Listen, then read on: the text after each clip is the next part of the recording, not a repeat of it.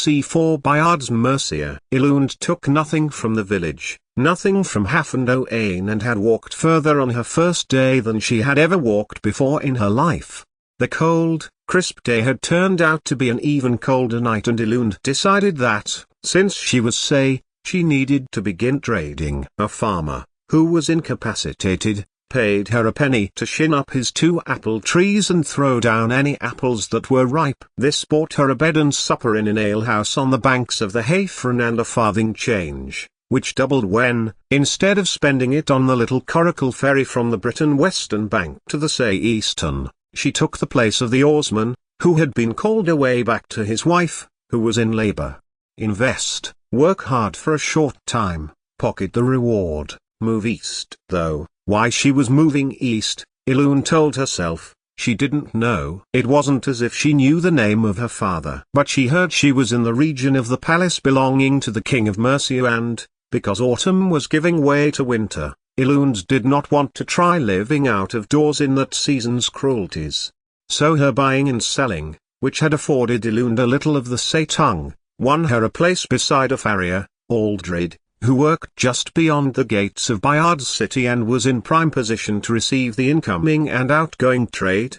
Nails, lad, Aldred had told her, as Elund had warmed her fingers near the forge's welcome flames one morning. Scour the streets for any that have been dropped, for these can be reforged. 10, and you can eat and sleep here the rest of the week. Elund had got through to the next spring because she brought back more than 10 in a day. And this brought her to the attention of the blacksmith, who made her a better offer. And then, in the summer, when, in the village, the crops would be ready to harvest, her forged cooking pots for the palace kitchen brought her to the attention of King Bayard's house. By harvest, Aled was a kitchen servant, and there it might have ended, with daily abuse for speaking with a Briton accent, and with logs brought in and warm fires in the winter, with regular food and within the bounds of a palace of the race of her unknown father.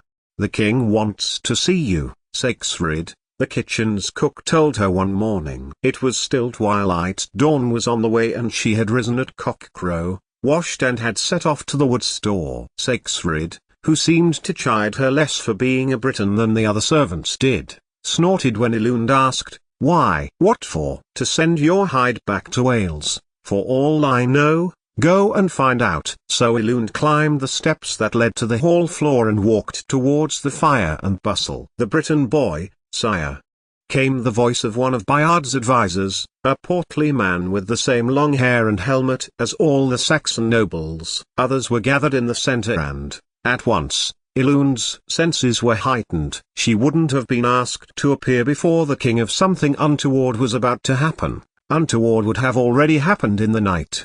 Elund noticed that the other dozen people standing before the king, beside whom she was being ushered, all seemed to be people, men and women, young and old, who she had heard, at one time or another, speak Cymric. There wasn't need to panic, not yet. But Bayard had been at war with Uther Pendragon for many years. This Saxon king might be about to send a message to his neighbor enemy. Elund told herself she must remain watchful. She turned to look at the king, tall, with long, dark brown hair and beard, a circlet of metal across his brow. He stood when he began to address them, and he began, unexpectedly, in the Briton tongue. There was to be a peace treaty, agreed in Camelot. That was the first thing Elund gleaned. The king's voice, alert, canny, looking at each Briton in turn, appealed to Elund, though he had trouble pronouncing several of the words.